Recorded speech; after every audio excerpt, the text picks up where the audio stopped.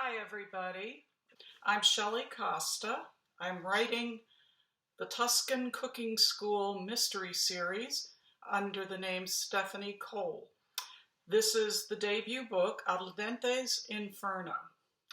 The premise of the story is that a 29-year-old professional chef, an American chef, a Jersey girl like me, is hired to set up a cooking school at the villa of a world-renowned Tuscan chef. So there's a lot of fun, a lot of cross-cultural misunderstanding and intrigue, and of course, when she goes there, nothing is the way it's been represented. She's a bit of a fish out of water, which is a favorite theme of mine, and there's a lot of that.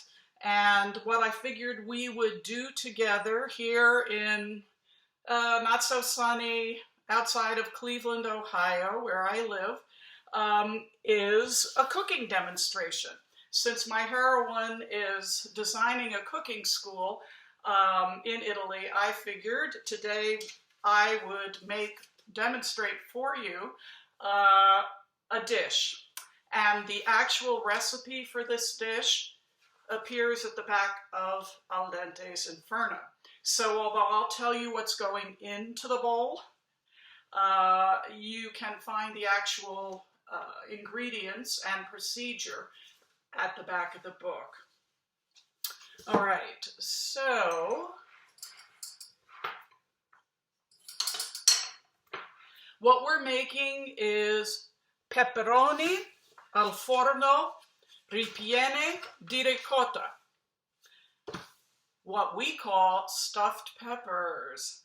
And it's a vegetarian version of this old standard, and I think it's pretty delicious. So let me show you what we've got here. This is a cup and a half of, looks like mashed potatoes, but it's ricotta cheese, all right? The recipe doubles each of the ingredients I'm going to tell you, but I just wanted to be able to show you kind of a slimmed down version of what you'll find in the book. All right, so I'm putting in the ricotta cheese.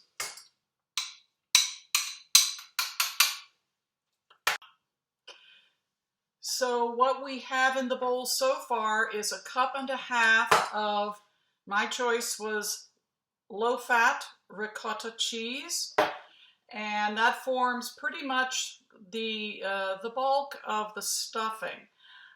Yet, added to that cheese is a second cheese I have freshly grated. It's called pecorino, and it is a cheese made from sheep's milk, and it is a Tuscan celebrity. So, freshly grated pecorino. You'll pretty much need to have kind of in your market, a pretty extensive cheese section, all right, to come across this. If you can't, I would suggest subbing with Parmigiano Reggiano, okay? So I'm putting this into the bowl along with the ricotta.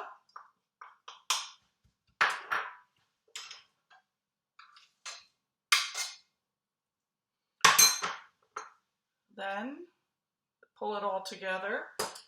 1 egg.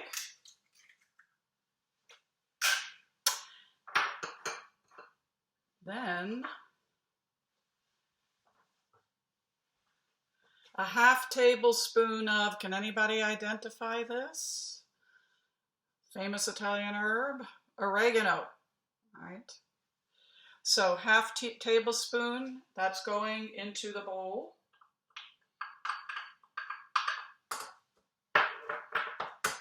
And one of my personal favorites is fresh garlic. Also a half tablespoon. Remember, I have halved the recipe that's in the book. I'm just doing basically one bell pepper. There will be enough of this to make 2, but you'll see. I'll show you what we're going to stuff this delicious filling into. Then, of course, you finish up with salt to taste and a few grinds of freshly ground black pepper. I could do this for quite some time. I love pepper. So, stir it up. I'm going to show you how to make a chiffonade, which is really a fun thing to do with, you guess. What are these? Yeah, I wish you could smell it. It's just wonderful. Fresh basil, right? I'll bet some of you grow basil. I have to admit, I have no luck growing basil. Black thumb, don't know what that's about. If you have any suggestions, write to me and help me out. Still, this is easy enough to find in your supermarket. And I'll show you what a chiffonade is, and I'll tell you what we're going to use it for. It is a roll, let me demonstrate, of basil leaves, fresh leaves.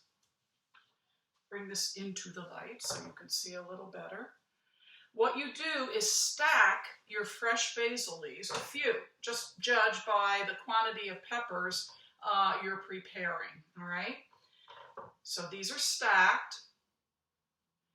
You set them down and you roll them lengthwise, all right? You're making a nice little roll of basil here.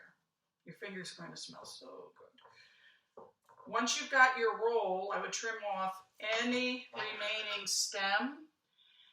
And here again, your choice. It's like how many grinds of pepper. You decide how big you want your basil ribbons. I'm making mine about ½ an inch wide. You just slice through the roll of fresh basil. All right. These you don't put, this is the chiffonade, these you don't put onto your stuffed peppers until just before you serve them. As I say, I grew up with stuffed peppers that contained ground beef, you know, just cooked ground beef and some seasonings, and it was a dish we enjoyed at my house. This dish is vegetarian. It just has the cheese, an egg, so it's not, you know, not vegan. You might be able to experiment with some of these ingredients and figure out other ways of preparing it that meet your dietary restrictions or preferences. So in addition to the filling, which I will now stuff the peppers with and give you the rest of the procedure, you add before you serve them, and they've been refrigerated overnight, which is another change in stuffed peppers. You know, these came hot from the oven when I was growing up. This is different. This is a very different little taste. So you will then add your basil ribbons, right, to your peppers, and a special dressing that I've made ahead of time, but I'll tell you what's in it. The dressing has an extra virgin olive oil. The store whose gift I hope I'll be sending you also sells one of their varieties of extra virgin olive oil is a Tuscan herb oil. I love it. I like olive oil anyway, but this has a very subtle flavor to it that I really enjoy, and it's in the spirit of my book. The dressing has extra virgin olive oil. It has red wine vinegar. It has some tomato paste.